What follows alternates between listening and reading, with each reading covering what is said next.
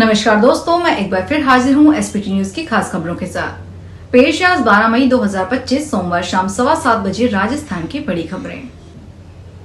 भारत और पाकिस्तान के बीच cease fire के बाद आज भारतीय सेना के तीनों विंग के महानिदेशक स्तर के अधिकारियों ने सोमवार को लगातार दूसरे दिन प्रेस वार्ता की। उन्होंने ऑपरेशन सिंदूर के बारे में विस्तार से जानकारी दी।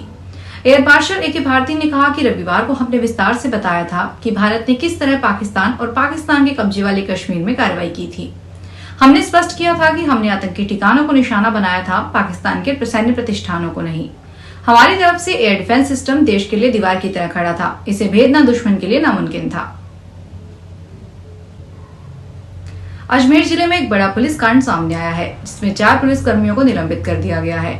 एसपी वंदिता राणा ने यह कार्रवाई एक जांच के बाद की, जिसमें पुलिस कर्मियों पर करोड़ों रुपए के जमीन सौदे में पैसे के लेन देन में भूमिका निभाने का आरोप लगा। मामला तब सामने आया जब अजमेर के एक व्यक्ति ने नोएडा में लगभग 7 करोड़ रुपए की जमीन का सौदा किया और इसके लिए जमीन मालिक को 25 लाख रुपए एडवांस भी दिए। बाद में पैसे वापस लेने के लिए उसने जमीन मालिक को अजमेर बुलाया। कांग्रेस ने कहा कि पहलगाम हमले के बाद दो बार सरकार ने सर्वदलीय बैठक बुलाई है, लेकिन अब जब सर्वदलीय बैठक होगी और प्रधानमंत्री नरेंद्र मोदी नहीं आए तो कांग्रेस बैठक इसका बहिष्कार करेगी। कांग्रेस के वरिष्ठ नेता भूपेश बघेल ने सोमवार को यहां पार्टी मुख्यालय में संवाददाता सम्मेलन में कहा कि पहलगाम मुद्दे पर पहले बुलाई गई सर्वदलीय बैठक में प्रधानमंत्री को मौजूद रहना चाहिए था, लेकिन यदि वह अगली बैठक में नहीं आए तो कांग्रेस बैठक का बहिष्कार करेगी। चर्चित एकल पट्टा प्रकरण में अब पूर्व नगरीय विकास मंत्री शांति धारीवाल, भारतीय प्रशासनिक सेवा के पूर्व अधिकारी जीएस संधू सहित अन्य की मुश्किलें बढ़ सकती है। हाईकोर्ट इनकी याचिकाओं पर 14 मई से प्रतिदिन सुनवाई करेगा। इन पर सुनवाई के दौरान राज्य सरकार अब धारीवाल व अन्य आरोपियों के खिलाफ खड़ी होगी। सरकार ने सोमवार को कोर्ट की अनुमति से केस रद्द करने के लिए दायर पुनरीक्षण याचिका वापस ले ली। वहीं पक्षकार बनाने के आग्रह के साथ सुप्रीम कोर्ट पहुंचे। अशोक पाठक को कोर्ट ने इन्वर्टिबल बनाकर पक्ष रखने का मौका दे दिया। राजस्थान मुख्यमंत्री भजनलाल शर्मा ने जयपुर में मुख्यमंत्री निवास पर आज सोमवार को जन सुनवाई की। प्रदेश के विभिन्न क्षेत्रों से आए नागरिकों ने अपनी समस्याएं और परिवेदनाओं को प्रस्तुत किया। मुख्यमंत्री ने संवेदनशीलता से प्रत्येक परिवादी की बात सुनी और संबंधित विभागों के अधिकारियों को निर्देश दिए कि वे समस्याओं का शीघ्र और संतोषजनक निस्तारण सुनिश्चित करें। उन्होंने अधिकारियों से कहा कि समस्याओं के समाधान में पारदर्शिता और त्वरिता होनी चाहिए ताकि जनता को राहत मिले। मुख्यमंत्री ने व्यक्तिगत रूप से कई मामलों का संज्ञान लिया और संबंधित विभागों को प्राथमिकता के आधार पर कार्रवाई के निर्देश दिए। जन सुनवाई में मुख्यमंत्री के साथ वरिष्ठ प्रशासनिक अधिकारी भी उपस्थित थे। जयपुर के मुरलीवाला थाना पुलिस ने 60 लाख रुपए की डकैती के मामले में वारदात में शामिल 3 बदमाशों को गिरफ्तार कर 44 लाख रुपए रिकवर किए हैं। वारदात में शामिल अन्य 2 बदमाशों और बाकी के पैसों की रिकवरी के लिए पुलिस टीम निरंतर कार्रवाई कर रही है। बदमाशों ने पीड़ित का विश्वास जीतकर उससे उसके फ्लैट किराए पर लिया, फिर नगद पैसा देने पर 10% कमीशन देने का लालच देकर पैसा एकत्रित करवाया था। पैसा एकत्रित होने पर पीड़ित ने आरोपियों को जानकारी दी, जिसके बाद बदमाशों ने घर पर पैसा देकर बंदूक की नोक पर डकैती की वारदात को अंजाम दिया। भारत और पाकिस्तान के बीच सीज फायर के 43 घंटे बाद सोमवार को 9 राज्य के 32 एयरपोर्ट्स खोल दिए गए हैं। एयरलाइंस कंपनी की तरफ से यात्रियों के लिए बुकिंग शुरू कर दी है। 32 एयरपोर्ट्स के लिए एयरलाइन सर्विसेज 9 मई से 15 मई के लिए सुबह 5:30 तक बंद कर दी गई थी। एयरपोर्ट अथॉरिटी ऑफ इंडिया ने सोमवार को प्रेस रिलीज के जरिए एयरपोर्ट्स खोलने की जानकारी दी। इसमें बताया गया कि 15 मई तक बंद 32 एयरपोर्ट्स अब तत्काल प्रभाव से एयरक्राफ्ट ऑपरेशन के लिए उपलब्ध हैं। यात्रियों को फ्लाइट्स की जानकारी के लिए एयरलाइन कंपनियों की वेबसाइट देखने के लिए कहा गया है।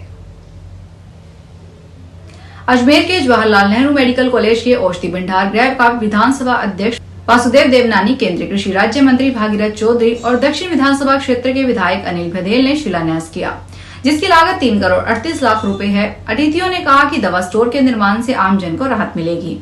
विधानसभा अध्यक्ष वासुदेव देवनानी ने कहा, संभागीय स्तर के औषधि गृह के निर्माण से निश्चित तौर पर आमजन को राहत मिलेगी। भारत पाकिस्तान के बीच बढ़ते तनाव को देखते हुए जयपुर के व्यापारियों ने सतर्कता के तहत एक नई पहल की शुरुआत की। शहर के भीड़भाड़ वाले और प्रमुख बाजारों में अब आपात स्थिति के लिए सायरन लगाए जाएंगे, जिससे किसी भी अप्रत्याशित हालात में लोगों को समय रहते सतर्क किया जा सके। यह पहल पूरी तरह व्यापारियों की ओर से की जा रही है, लेकिन इसकी निगरानी जिला प्रशासन के सहयोग से की जाएगी। व्यापारियों का कहना है कि वर्तमान माहौल को देखते हुए यह कदम समय की मांग है। इस प्रणाली के जरिए किसी भी आपातकालीन स्थिति जैसे आतंकी हमले, दंगे या अन्य अपराधों की स्थिति में लोगों को तुरंत चेतावनी दी जा सकेगी। राजस्थान में महात्मा गांधी अंग्रेजी माध्यम स्कूल पर नया अपडेट आया है। महात्मा गांधी अंग्रेजी माध्यम विद्यालयों में प्रवेश को लेकर चल रहा असमंजस्य खत्म हो गया है। शिक्षा विभाग ने ऐसे विद्यालयों में प्रवेश प्रक्रिया पर विराम लगा दिया जिन्हें बंद करना है। हालांकि ऐसे विद्यालयों की सूची जारी नहीं की गई, लेकिन शाला दर्पण पर प्रवेश की ऑनलाइन प्रक्रिया बंद कर दी है। पुरी जगन्नाथ मंदिर के वरिष्ठ सेवक रामकृष्ण महादास पात्र को निलंबित कर दिया गया है। अब वह 30 दिनों तक भगवान की कोई सेवा नहीं कर सकेंगे और न ही मंदिर में प्रवेश कर पाएंगे। मंदिर के मुख्य प्रशासक ने इस आधार पर कार्रवाई की है कि दास पात्र ने मंदिर में गरिमा और मर्यादा को ठेस पहुंचाई है। निलंबन आदेश में कहा गया है कि निलंबन की इस अवधि के दौरान रामकृष्ण दास महापात्र किसी भी सेवा पूजा में भाग नहीं ले पाएंगे और न ही मंदिर में प्रवेश कर पाएंगे।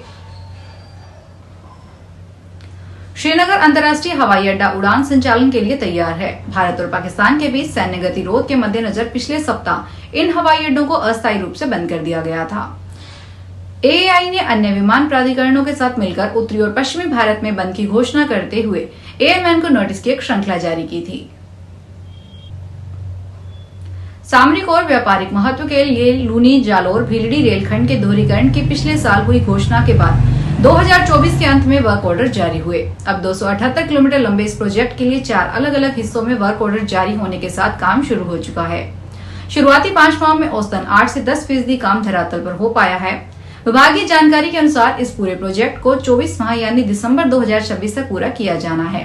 प्रोजेक्ट में 250 से अधिक छोटे बड़े पुलों का काम है, इसलिए यह काम तय सीमा से देरी से पूरा होने की संभावना जताई जा रही है। भारत के रेल यात्री अनुभव एक नया अध्याय जुड़ने वाला है, क्योंकि आज 12 मई 2025 को जोधपुर से दिल्ली के बीच पहली बार Vande Bharat superfast special train का संचालन किया गया। यह ट्रेन दिल्ली की ओर चलने वाली ट्रेनों में अतिरिक्त यात्री भार के मद्देनजर शुरू की गई है, जिसमें यात्रियों को अधिक सुविधा और आराम मिलेगा। इस नई ट्रेन सेवा के तहत 9 प्रमुख स्टेशनों पर ठहराव होगा और यह यात्रा केवल 9 घंटे में पूरी की जाएगी। जोधपुर से दिल्ली के बीच यह वंदे भारत ट्रेन सोमवार को दोपहर 2:50 से जोधपुर से रवाना हुई और रात 11:55 पर दिल्ली पहुंचेगी। राजस्थान विधानसभा में नेता प्रतिपक्ष टीकाराम जूली ने कहा कि पाकिस्तान के खिलाफ चल रहे युद्ध में अचानक भारत द्वारा सीज फायर करना समझ से परे है। श्री जूली ने सोमवार को पत्रकारों से बातचीत में कहा कि जब पाकिस्तान आतंकवाद को रोक नहीं पा रहा है, हमारी सेना लगातार माकूल जवाब दे रही है। ऐसे में अचानक सीज फायर करना समझ से परे है। उन्होंने कहा कि आखिर किन परिस्थितियों में सीज फायर किया गया, इसके लिए सर्वदलीय बैठक बुलानी चाहिए। फिलहाल इस बुलेटिन में इतना ही, फिर हाजिर होंगे बड़ी खबरों के साथ।